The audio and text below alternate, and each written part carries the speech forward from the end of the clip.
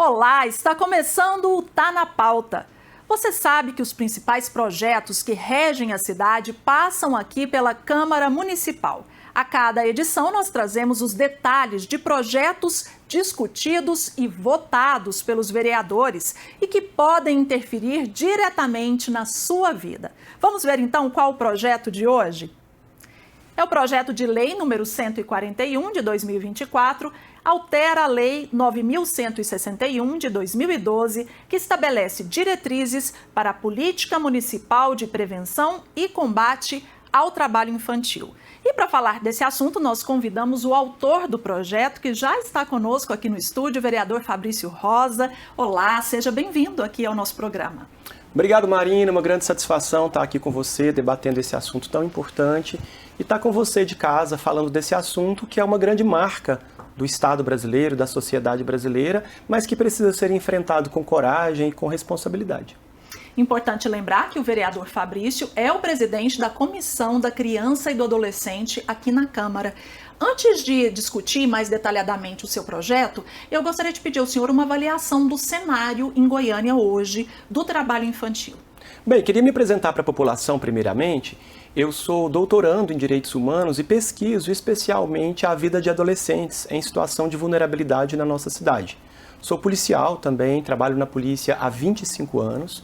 E na polícia eu coordeno operações de enfrentamento à exploração sexual contra crianças e adolescentes, combate ao trabalho escravo, ao trabalho infantil, ao tráfico de pessoas, não apenas aqui em Goiânia, mas em todo o território nacional. Trabalho na Polícia Rodoviária Federal há 25 anos, colaborei com a criação de uma área que enfrenta crimes contra as crianças e adolescentes.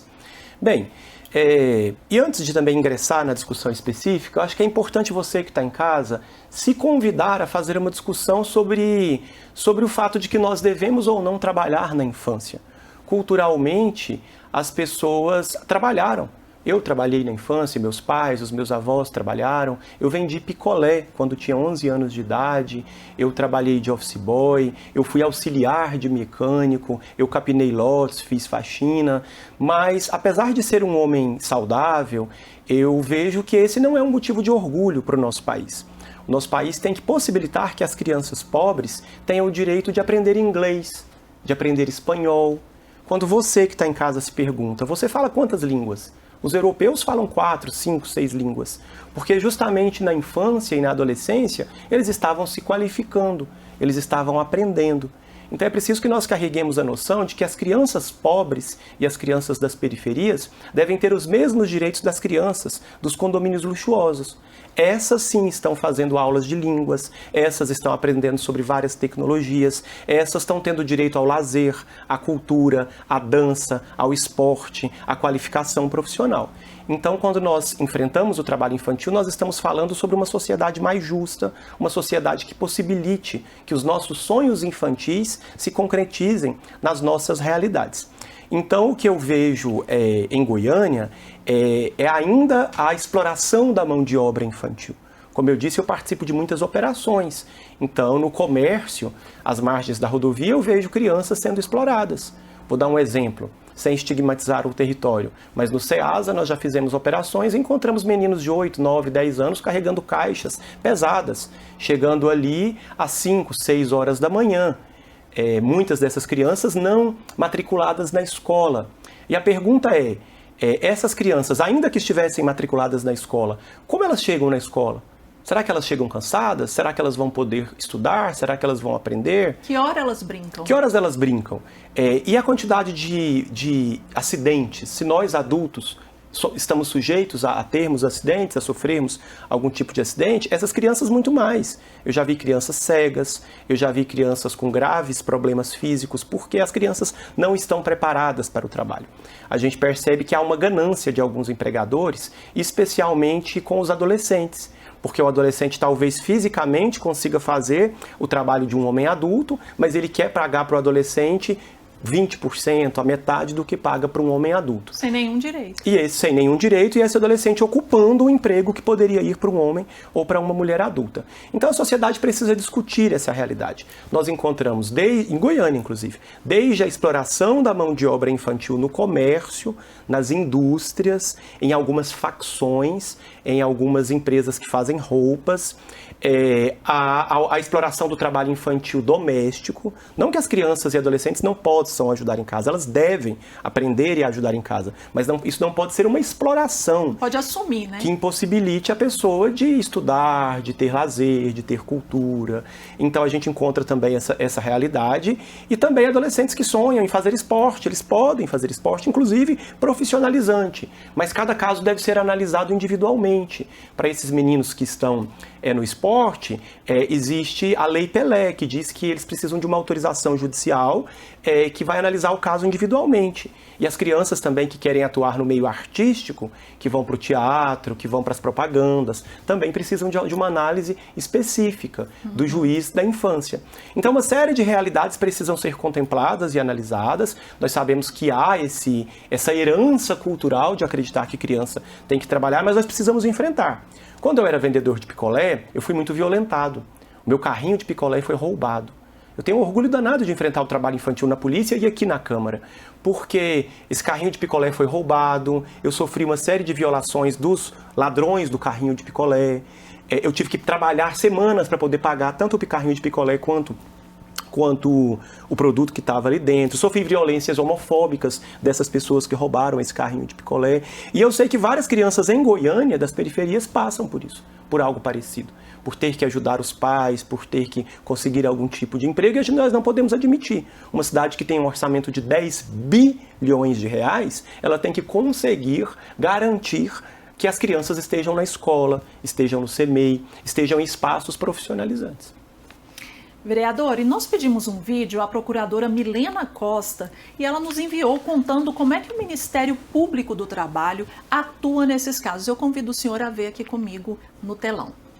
Uma das áreas de atuação do Ministério Público do Trabalho é o combate ao trabalho infantil e também a regularização do trabalho de adolescentes na condição de aprendiz a partir dos 14 anos. O Ministério Público do Trabalho recebe denúncias de forma eletrônica contra empresas, contra pessoas físicas que contratam ilegalmente crianças em diversos ramos das atividades. Dessa forma, a gente instaura um inquérito civil público e tentamos solucionar administrativamente essa situação de ilegalidade de trabalho infantil. Caso não seja possível, a gente propõe a celebração de um TAC, que é o termo de ajustamento de conduta com o Ministério Público, e se isso não for possível, ajuizamos uma ação civil pública na Justiça do Trabalho. Instituições parceiras do MPT no trabalho, nesse enfrentamento ao trabalho infantil, são os conselhos tutelares. Enviamos também os casos, essas denúncias, para que os conselhos atuem juntamente às famílias, já que a atuação do Ministério Público do Trabalho é em relação à empresa ou à pessoa física que contrata a criança para um trabalho ilegal. Atuamos também na observância da chamada cota de aprendizagem. Aquelas empresas, diante do seu grande número de empregados, por lei, devem contratar adolescentes aprendizes. Então, qualquer pessoa pode enviar denúncias ao Ministério Público do Trabalho através do site www.prt18.mpt.mp.br. Eu vou pedir para colocar mais um tempinho aqui na nossa tela o site para você que quiser fazer uma denúncia. E lembrando, essa foi a Procuradora do Trabalho, Milena Costa, que trouxe bastante informação para a gente. Agradeço muito pelo vídeo, pela sua participação. Vereador Fabrício Rosa, é uma atuação importante do Ministério Público do Trabalho e essa parceria interessante também com os conselhos tutelares, né? Sim. Você que está em casa precisa denunciar e colaborar para enfrentar o trabalho infantil. Não há nenhuma nação que você considere desenvolvida, que você considere exemplo, que não tenha enfrentado o trabalho infantil na sua história. no Japão, nos Estados Unidos, no Canadá, na Bélgica, na Noruega, esses países não aceitam o fato de que crianças trabalhem, porque nós só construiremos uma nação verdadeiramente rica e próspera para todos se nós tivermos a possibilidade de nos qualificarmos também individualmente, especialmente na infância. Para isso você precisa denunciar.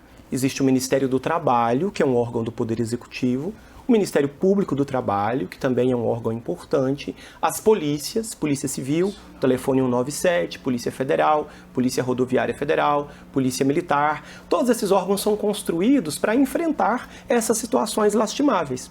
O Conselho Tutelar tem um papel importante e é importante registrar que Goiânia tem a metade da quantidade de conselhos tutelares que deveria ter.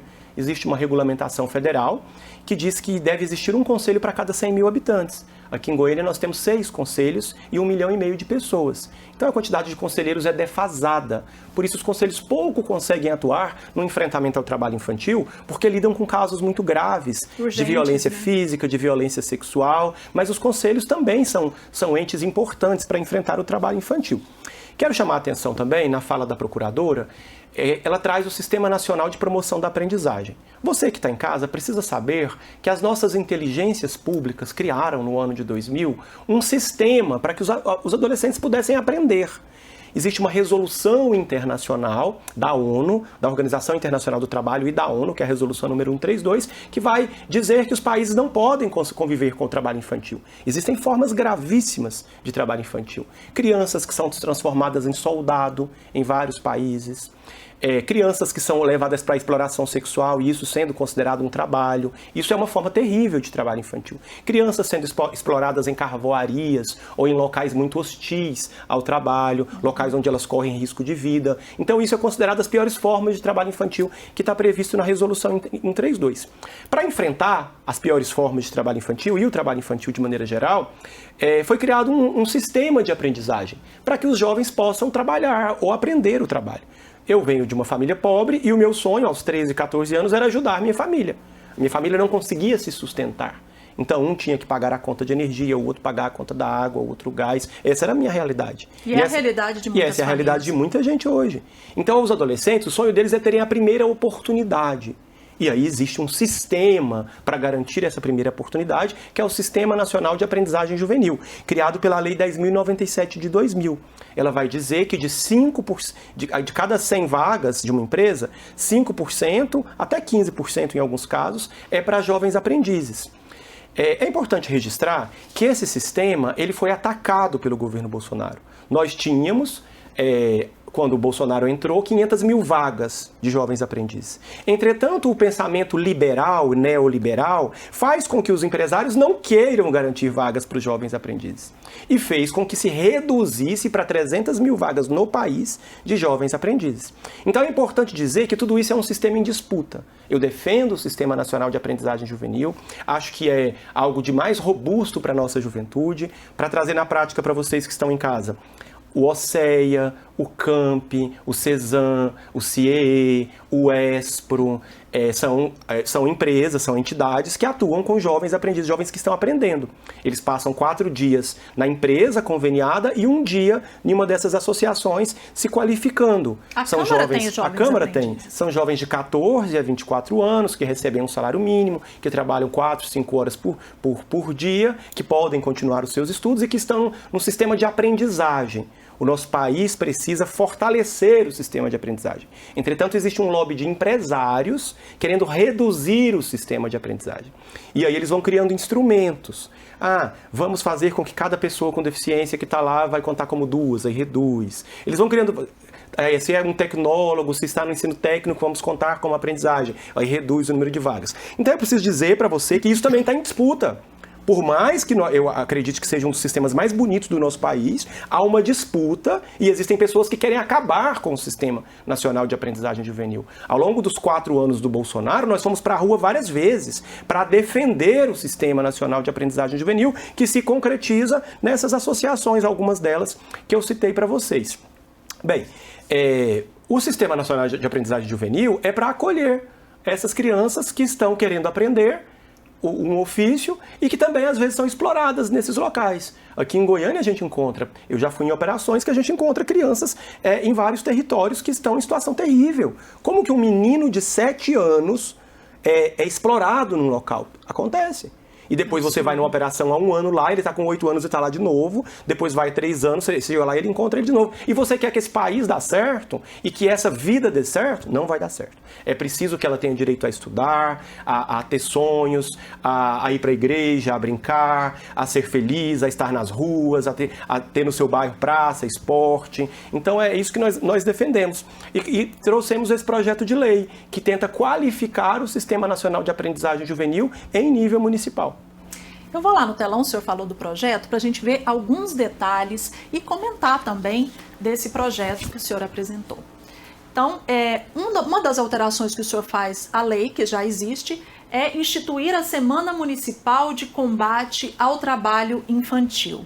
Ela deve ser celebrada na segunda semana de junho e promover ações de conscientização e combate. Quer dizer, o senhor acredita que com uma semana de mobilização é mais fácil chamar a atenção da sociedade, do poder público, envolver mais gente nessa rede? Sim, existe uma semana mundial que foi criada pelas agências internacionais, que é a semana do dia 12 de junho. Nós sabemos que quando uma causa tem uma data, essa data gera uma mobilização. O dia 8 de março é o dia da mulher, o dia 25 de dezembro é o dia de Natal. Então ela gera uma mobilização em torno da pauta. O dia 12 de junho é o Dia Mundial de Combate ao Trabalho Infantil, porque infelizmente essa é uma realidade do mundo. São 250 milhões de crianças sendo exploradas no mundo, crianças e adolescentes sendo exploradas no mundo. Então isso é algo muito grave. Mais de 2 milhões de crianças sendo exploradas no Brasil e 60 mil em Goiás. Então, nós criamos uma semana para que, de fato, a gente possa invadir as escolas, as faculdades, as igrejas, as ruas, as praças, com panfletos, com ações de conscientização, com ações de cultura, com ações criativas para dizer não, nós não queremos que as crianças trabalhem. O símbolo dessa campanha, e eu peço que você conheça, é um catavento. Quando vocês virem um broche ou algum evento com esse catavento, esse é o símbolo mundial do enfrentamento ao trabalho infantil. Então o que nós queremos é promover nessa semana uma ocupação de Goiânia com uma discussão sobre mitos de que criança tem que trabalhar. Vamos ver então mais alterações. A criação de programas de apoio e assistência a famílias em situação de vulnerabilidade social. Esses programas seriam de transferência de renda, acesso a serviços de saúde, educação e assistência social e também de qualificação profissional e geração de emprego e renda para os adultos responsáveis. Essa aqui é uma questão fundamental, não é? Porque às vezes a família precisa, como o senhor citou, no caso da sua família, cada um tinha que pagar uma conta, e aí a própria família incentiva isso, não tem como dizer, não vai trabalhar porque nós vamos conseguir manter, e não consegue manter a família. Né? São instrumentos que nós criamos, na legislação anterior, ela já tem mais de 10 anos, a lei que falava de trabalho infantil em Goiânia é de 2012, da gestão do prefeito Paulo Garcia, e ela precisava ser atualizada. De lá para cá, muitos programas sociais foram criados em nível municipal, estadual e federal. Eu quero chamar a atenção para a necessidade de uma busca ativa das famílias em situação de vulnerabilidade. Se há uma criança de 7, 8 anos trabalhando numa feira, vendendo picolé, sendo explorado nos semáforos que nós temos encontrado muito em Goiânia, sendo explorados às vezes pela própria família, que coloca essas crianças para venderem algum produto. Isso significa que essa família tem um perfil de acessar algum programa de transferência de renda. Então nós queremos fazer com que essa legislação dialogue com os órgãos públicos para que essa família tenha acesso a esses benefícios sociais. Porque não adianta só falar para essa família que a criança não pode trabalhar se não tiver nenhum socorro para ela. Sim. Né? Vamos então para a próxima alteração. Inclusão em projetos pedagógicos nas escolas, da discussão sobre os direitos das crianças e adolescentes, da importância da educação na formação cidadã. Esse aqui já é um outro ponto. Então, a participação da escola é fundamental, né? Sim. Nós queremos estar permanentemente discutindo com as escolas sobre o direito das crianças e dos adolescentes. É importante que todos nós tenhamos a certeza de que uma cidade boa para a criança e para o adolescente é uma cidade boa para todo mundo. Uma cidade onde a criança se sinta dentro do panfleto dos condomínios fechados, onde há bastante verde, onde há bastante praças, onde há acesso à cultura, acesso ao lazer. Uma cidade que Goiânia constrói para os ricos, dos seus jardins, dos seus alphavilles. É uma cidade que nós deveríamos construir para todo mundo. Essa cidade boa para a criança é uma cidade boa para todo mundo. As crianças e os adolescentes são 25% da população. Eles não votam, em geral, apenas acima de 16 anos, mas eles precisam dizer a cidade que eles querem. E a cidade que eles querem não passa pela exploração do trabalho, não passa por ficar numa venda, trabalhando para pessoas correndo o risco de ser exploradas sexualmente, porque a gente sabe que essas pessoas que estão no comércio, meninas de 14 anos, de 15 anos, elas são sequestradas para outros locais, elas são vilipendiadas, assediadas. Então, o trabalho infantil, ele leva para outras situações piores, para a exploração sexual, para o tráfico de pessoas, para o trabalho escravo. Então, ele é uma porta de entrada para uma série de outras ações. Então, nós queremos dialogar com as escolas, com as milhares de escolas do estado de Goiás e de Goiânia também sobre esse assunto. Já emendando no próximo, nós propusemos, que não existia na legislação anterior, um comitê intersetorial de erradicação do trabalho infantil. Isso, tá aqui Eu faço parte de um fórum que existe há mais de 10 anos, que foi criado pela doutora Kathleen, uma auditora muito honrada e muito dedicada a essa causa do enfrentamento ao trabalho infantil, mas é um fórum da sociedade civil com o apoio de alguns órgãos, que se chama FEPETIAGO, Fórum Estadual de Prevenção ao Trabalho Infantil e Promoção da Aprendizagem. Esse fórum existe há 10, 12 anos em Goiás, eu já participo dele há bastante tempo. Mas ele é um fórum, ele não é um comitê de políticas públicas institucionalmente regulamentado. Então o que nós quisemos foi institucionar esse comitê com a participação do Estado, com a participação da sociedade civil. Eu vou até clicar aqui, senhor me desculpa interromper aqui, para mostrar isso. A composição, né? Sim. Que o senhor disse aí, representantes do poder público, sociedade civil e organizações não governamentais, e as atribuições, né? O senhor falou sobre essa participação, quer dizer, não adianta ser uma coisa isolada, tem que envolver Sim. todo mundo, né? E as atribuições: monitorar a implementação da política municipal de erradicação do trabalho infantil, propor ações e estratégias para evitar o trabalho das crianças na capital. Isso aqui também que o senhor falou, Sim. Queria que o senhor aprofundasse um pouco. Atuar com órgãos estaduais e federais. Sim. Quando você coloca monitorar, nós precisamos garantir que a política se efetive. Há 20 anos, quando o presidente Lula assumiu o poder a primeira vez, ele criou o Programa de Erradicação do Trabalho Infantil, o PET. O PET já foi muito potente, muito conhecido, muito pujante, ele ainda existe, mas a gente percebe que ele perdeu o fôlego. Eu quero saber como o PET se efetiva hoje. Ele é da Secretaria Municipal de Assistência Social, de Desenvolvimento Social. Mas ele, de fato, é efetivado? Quais são as políticas que são realizadas? A gente pouco ouve falar nele. O que é feito no campo da prevenção, no campo da responsabilização, no campo do acolhimento dessas famílias e dessas crianças? Até onde eu sei, muito pouco ou quase nada. Então, nós precisamos de um comitê que, de fato, se interesse pela causa, que se doe pela causa, porque uma sociedade que aceita a exploração de suas crianças é uma sociedade fadada ao fracasso. Uma sociedade que acredita que criança tem que trabalhar é uma sociedade fadada à injustiça, porque apenas trabalharão as crianças pobres, as crianças pretas e as crianças da periferia, porque as crianças das elites estarão no balé, estarão nas aulas de informática, estarão nas viagens nacionais e internacionais. Nós temos que construir uma sociedade onde as crianças de fato sejam respeitadas e possam sonhar. E a gente quer que esse comitê seja esse lugar de carinho, de afeto e de revolução na construção de políticas públicas para as nossas crianças.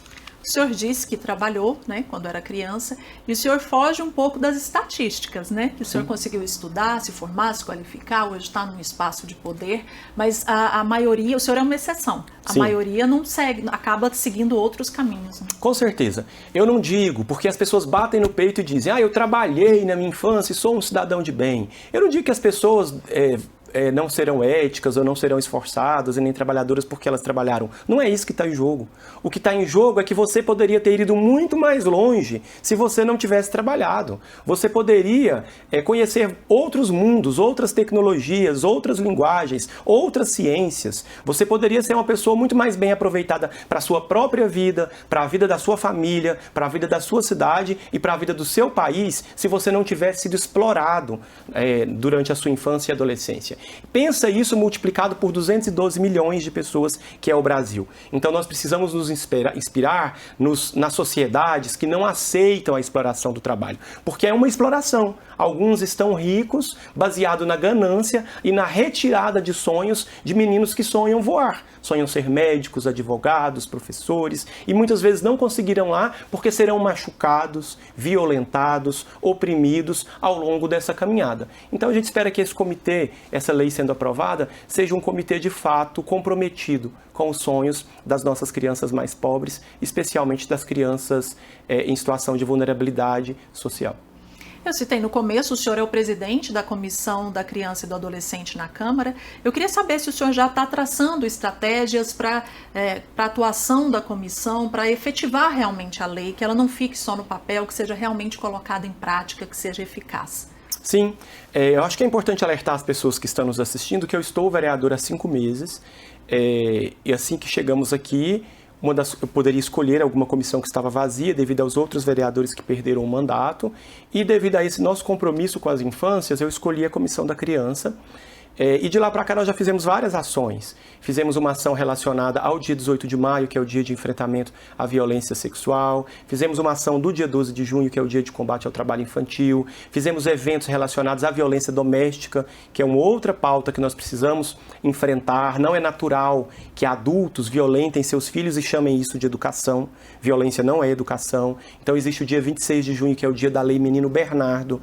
Então a gente tem atuado junto com movimentos sociais, junto com entidades, com associações, com pesquisadores dessa pauta que sonham com uma infância verdadeiramente emancipatória, livre, cidadã, preparada para um mundo renovado, preparada para buscar seus direitos. Então a gente tem atuado, feito reuniões dentro da comissão, feito reuniões com outros vereadores e apresentado projetos de lei como esse. Projeto muito importante. Obrigado. É bom ressaltar. Esse foi o vereador Fabrício Rosa, do PT, no Tá na Pauta. Obrigada, vereador, pela entrevista. O nosso estúdio está sempre de portas abertas. Fique à vontade sempre. Obrigado, minha gente, vocês que estão em casa. Peço o apoio de vocês para dialogar com a sua família, para conversar que não é normal explorarmos as nossas crianças, para enfrentar os mitos de que o trabalho liberta. Na verdade, o que liberta as pessoas e o que transforma a vida das pessoas é a educação, é as pessoas de fato terem acesso aos seus sonhos, à sua possibilidade de conhecer outras realidades. É isso que nos liberta e é isso que faz um mundo bom para todos. E eu repito que uma cidade boa para as crianças é uma cidade boa para todo mundo. As crianças precisam ser ouvidas, os adolescentes precisam ser ouvidos, nós precisamos criar instrumentos de participação para a criança e para o adolescente. Assim a gente vai estar fazendo uma cidade mais justa e uma cidade mais saudável. Tá certo. Eu agradeço também a sua companhia e te espero na próxima edição do Tá na Pauta.